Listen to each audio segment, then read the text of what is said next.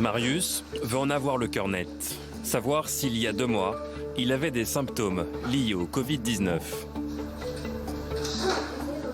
Fièvre, un tout petit peu. Suture pénène? Oui. On y va?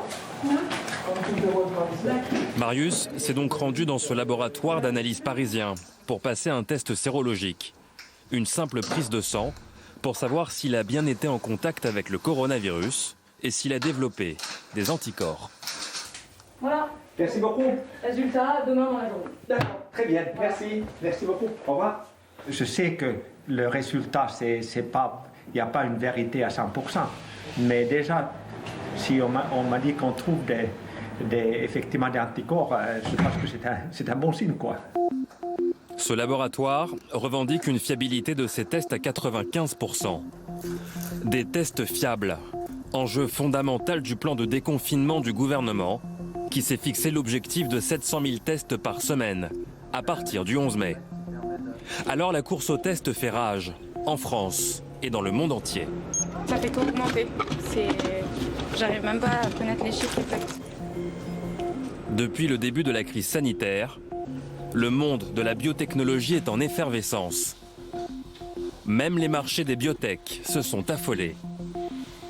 On est dans des proportions qui sont jamais vues en si peu de temps, puisqu'on a été multiplié par 7 en l'espace de quelques semaines, quelques mois. Donc l'ampleur est inédite et surtout l'impact sur ces sociétés qui, pour certaines, étaient inconnues, mais totalement inconnues et délaissées par les investisseurs, maintenant sont revenues au devant de la scène et qui sont maintenant très recherchées. On a des volumes de négociations des fois dignes du CAC 40 sur ces valeurs. Parmi ces entreprises, Novacyt, société de diagnostic franco-britannique, qui a vu son action bondir d'environ 1900% en quelques mois. Ces tests sont virologiques, par écouvillon, pour détecter la présence du virus dans l'organisme. La société se dit capable d'en produire 9 millions par mois, à partir de juin. Des tests aux normes CE, validés par l'Institut Pasteur, homologués par l'OMS et vendus dans 100 pays. Mais Novacyt n'arrive toujours pas à accéder au marché français. Notre test n'est pas remboursé par l'assurance maladie et n'étant pas remboursé, bien entendu, les patients ne peuvent pas payer ce test. Et donc, depuis 2 mois, nous essayons de faire sauter ce verrou administratif. Jusqu'à maintenant, nous n'avons pas réussi, mais nous n'espérons pas, pour pouvoir participer à cette lutte.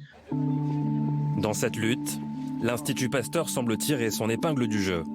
Avec la société TerraVectis, le laboratoire a mis au point un test sérologique capable de mesurer le degré d'immunité, c'est-à-dire mesurer l'efficacité des anticorps, évaluer leur capacité à bloquer le virus dans le temps.